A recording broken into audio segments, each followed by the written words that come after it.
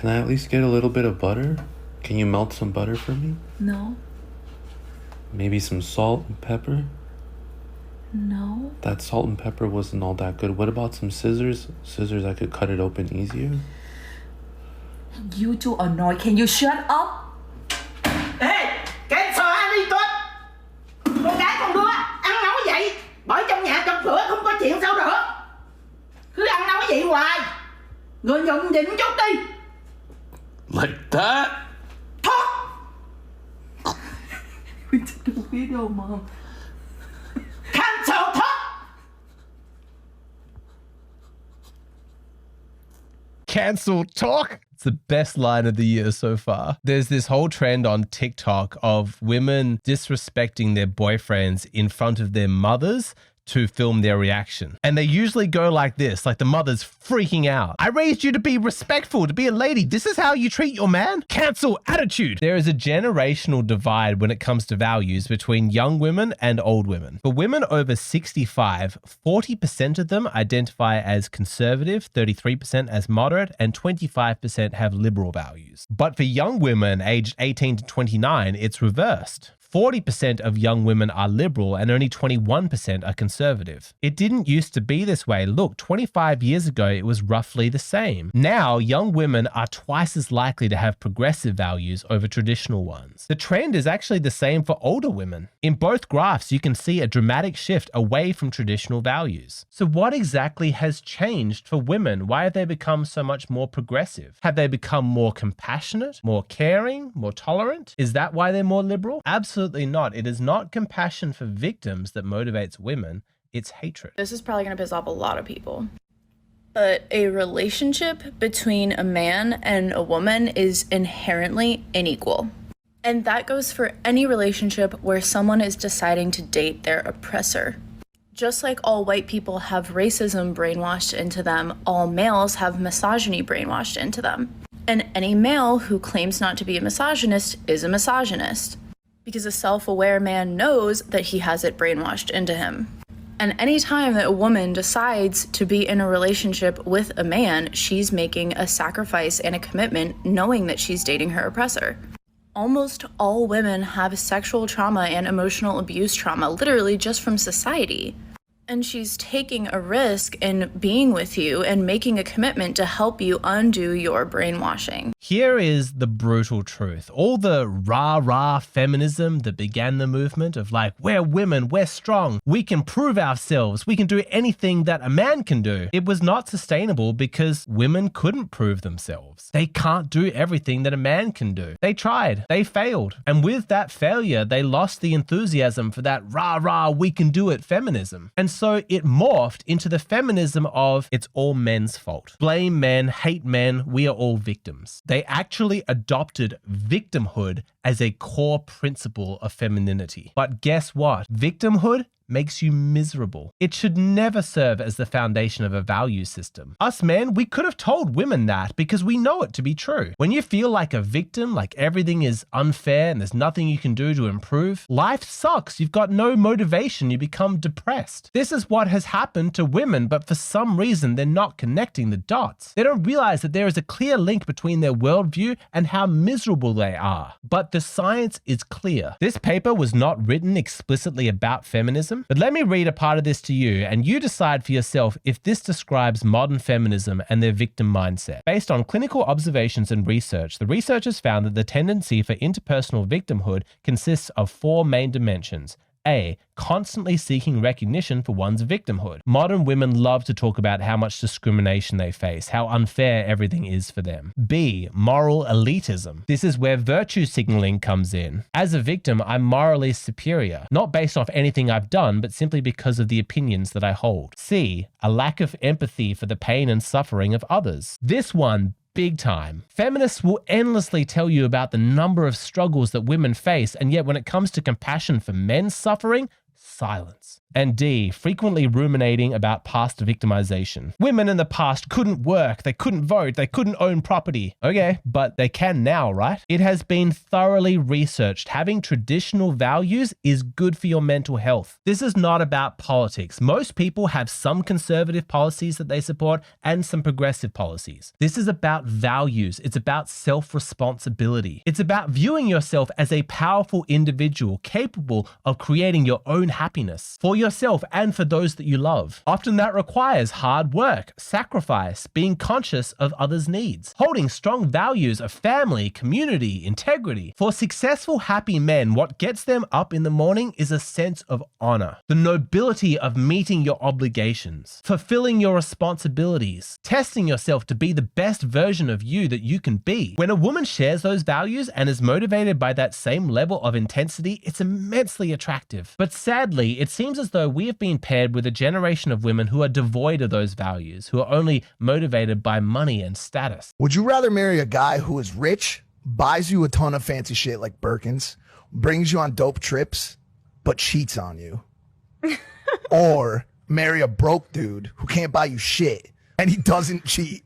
The second one does not cheat. No, he don't cheat. He broke as He hell. loves you. Like, literally, he sends you flowers on the most random days with little teddy bears that are holding like a tiny balloon. I'm going to say the first guy. Here's why.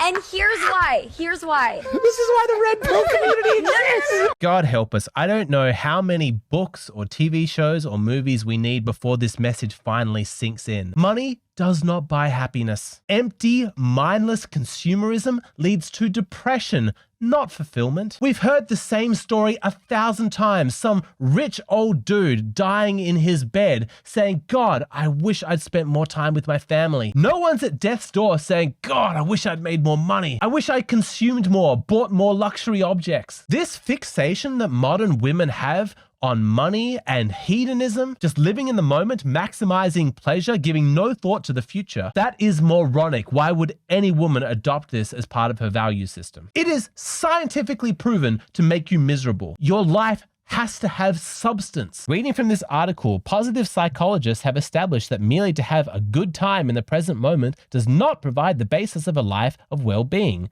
There are many other important factors, for example, a sense of purpose and meaning, positive relationships, regular periods of flow, absorption or engagement in activities, a positive thinking style, a sense of accomplishment and achievement, having regular contact with nature, practicing acts of altruism, and a sense of self-development are also important sources of well-being. Hedonism is widespread in this generation of women, but it is also one of the ugliest traits that a woman can have. It's truly nauseating to observe. And it is particularly disgusting when you see women gloat about their empty materialism as a way of trying to shame those women who have dedicated themselves to having a family. Welcome to my fucked up, boring, horrible, God-forsaken child-free life. I wouldn't wish this existence upon anyone in business class. Ugh. Going to Europe again, eating more chocolate. Friggin' hate this shit. This bird is like, I wish you had a kid. Look at this city landscapes and like some swans and this pizza. God, these dogs. Why aren't they children? Anyway, here's some more meaningless landscapes. I wish I could erase these memories from my brain. These grapes make me wish I was pregnant for 9 months and can't drink them. Yeah, macarons. Ugh, children again.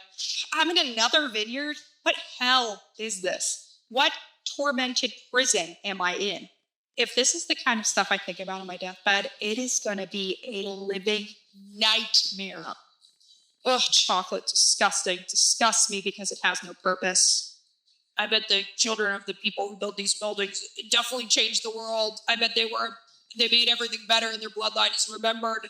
This couple is like, I wish my kids were here. I wish I was enjoying this with kids because it would be more pleasurable.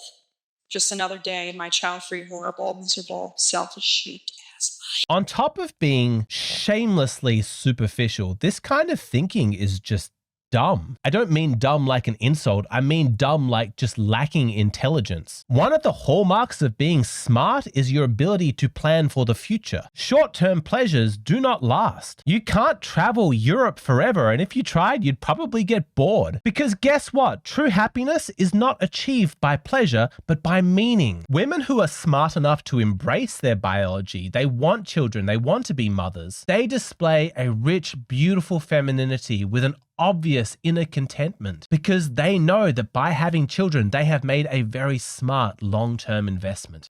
Having a baby is literally the best thing ever.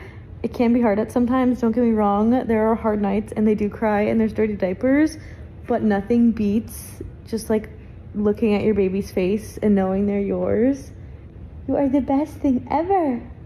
You're the best thing ever.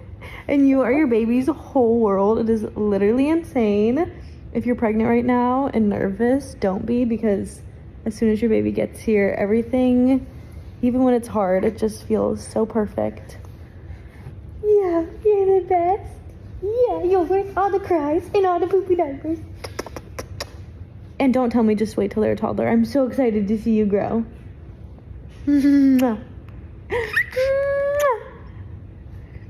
Being your mommy is the best thing ever.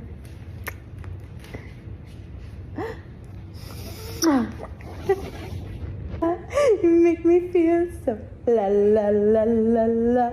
Beautiful. What a beautiful woman. Any woman who loves babies, that's an instant green flag. Regardless of whether or not she wants to have children herself, if your girlfriend does not melt at the sight of babies, there's something wrong with her. Speaking as somebody who loves women, who wants women to be happy, I strongly suggest women everywhere prioritize having children. It's better than eating chocolate in Europe, I promise. Living for a purpose beyond yourself will make you happy, while living for your own narcissistic gratification is going to make you miserable. Those women who are obsessed with social media, getting likes and follows on their Instagram page, do those women seem happy to you? Do they seem at peace with themselves? Those women who are getting plastic surgery at the age of 35 because they still want to get sexual attention from men in nightclubs, do those women seem happy? Women, you have one precious life. The values that you hold are going to dictate how happy you are. So please make smart choices. Now, earlier in this video, I made the claim that compassion does not motivate people, hatred does. This is a theory that I've been working on for a while, and I want to explain it in more depth. Why compassion is essentially hollow when it comes to motivating human behavior. To explain all of this, it gets quite nuanced and even a bit esoteric. It definitely goes beyond the confines of my usual, channel discourse about men and women. But I want to explain this to my audience because this has actually massively changed the way that I understand the world. So that's what I'm going to spend the rest of this video talking about. If you'd like access to that video, then please come and sign up at my Patreon. That's where I post the full-length versions of my videos. What you're seeing here on YouTube, this is just the shortened, abridged versions. If you'd like access to the full versions, come and see me on Patreon.